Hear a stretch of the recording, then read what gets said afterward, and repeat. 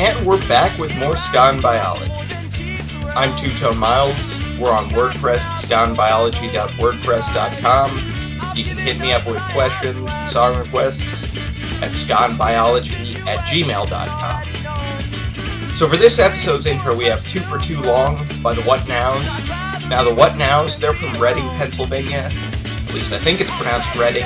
Who knows? It might be Reading, Pennsylvania. They just released their new EP, Vigilante. It's available on Bandcamp.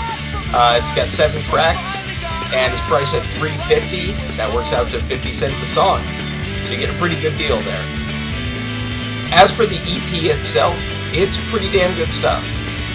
And if I weren't so busy, I'd really like to have given it a full review. So before we get to biology, I'm going to do just a little mini review right here and now.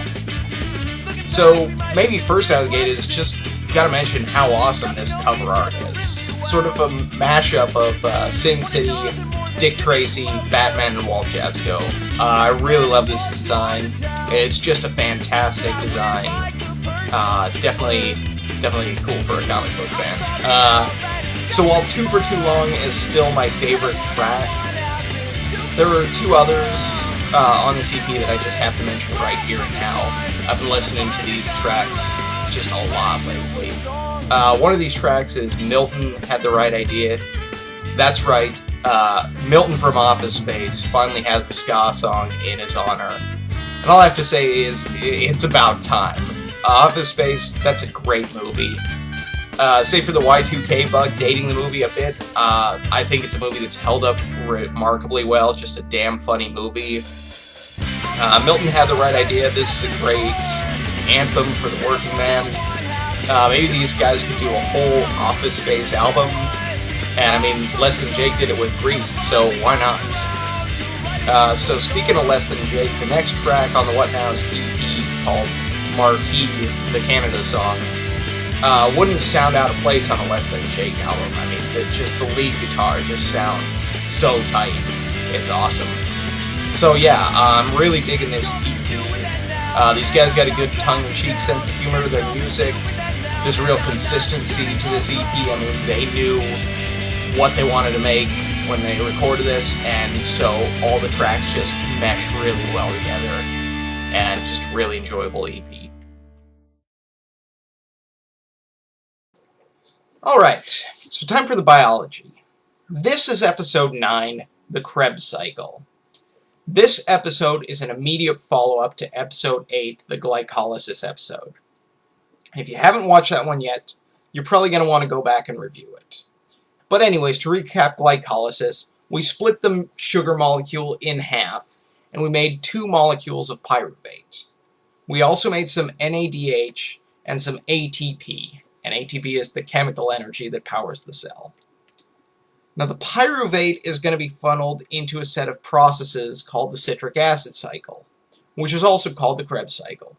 Citric acid cycle, Kreb Cycle, same thing, talking about the same thing here. Now we said last time that glycolysis is carried out in the cytoplasm. Well, the Kreb Cycle takes place inside the mitochondria. And the mitochondria, it's basically like the power plant of the cell. We're going to continue to break down that sugar, and we're going to get energy out of the process. Like a power plant generates electrical energy, a mitochondria generates chemical energy in the form of ATP. Okay, so let's dive into the mechanics of the Kreb cycle. Right off the bat, you're going to take that 3-carbon molecule, pyruvate, you're going to knock off a carbon in the form of CO2, and you're going to be left with the 2-carbon molecule. We call this acetyl coenzyme A. It's shortened to acetyl-CoA. You take 3 carbons, again, knock off 1, you're at 2 carbons. 3 minus 1 equals 2. It all adds up. You also get another molecule of NADH.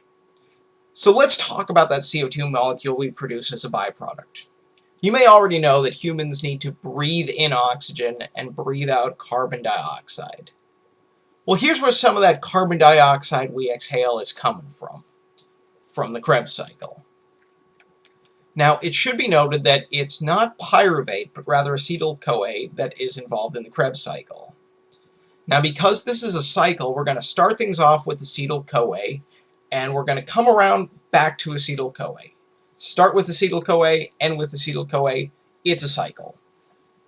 So the acetyl-CoA, which has 2 carbons, enters into the pathway, where it gets combined with a 4-carbon molecule called oxaloacetate to form a 6-carbon molecule called citrate.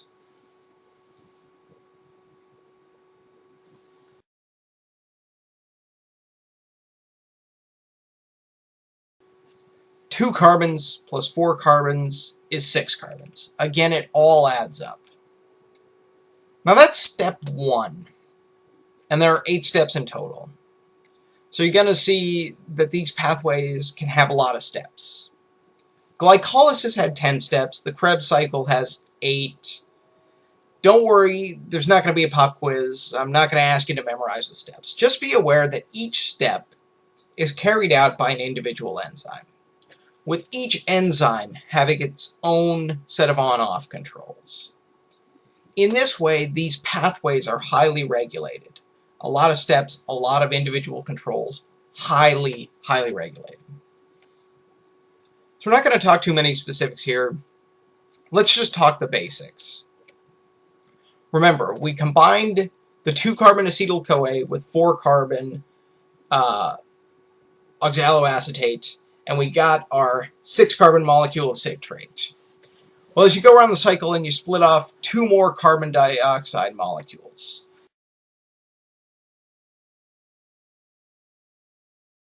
So you take your 6, you minus 2, you're back to 4 carbons. And you know what's a 4-carbon molecule? Oxaloacetate. So you're going to take your 6-carbon citrate, break it down into oxaloacetate over 8 steps. And then you're going to take that oxaloacetate, snap on 2 new carbons in the form of acetyl-CoA, and you're back to citrate.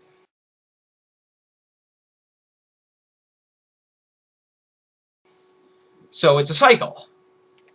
You combine acetyl-CoA with oxaloacetate and you make citrate. And then you take the citrate, you knock off carbons, you get oxaloacetate, and then you're ready to do the whole thing over again because you got your oxaloacetate, you got your acetyl-CoA.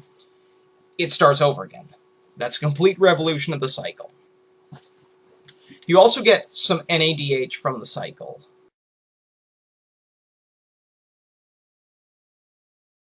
We'll talk a lot more about what the NADHs do in the next lecture. Much like how we take NAD and add on an electron and a proton, H+, to get NADH, we also take a molecule called FAD and add 2 electrons and 2 protons, 2H+, to get FADH2.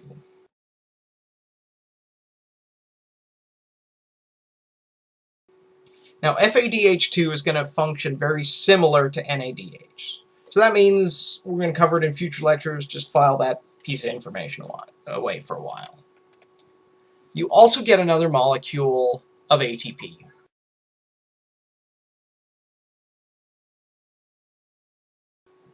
Now, in glycolysis, we got 4.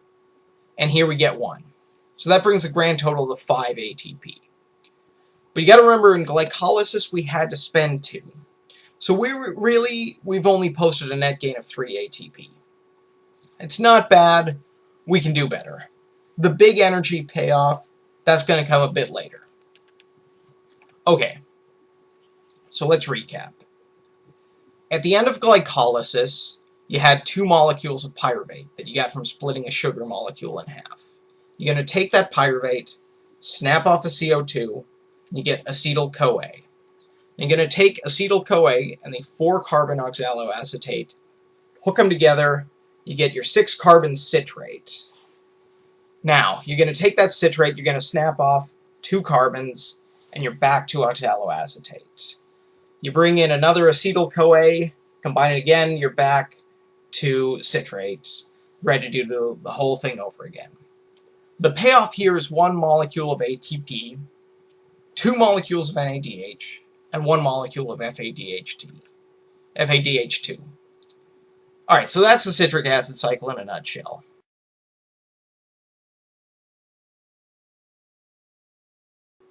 How about we take a study break, listen to some music.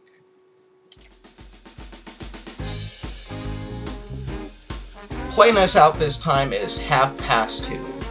They're from Orange County, California, and their full-length album was produced by none other than Aaron Barrett of Real Big Fish, which is pretty damn cool. This song is called Sassy Feel Good Redux.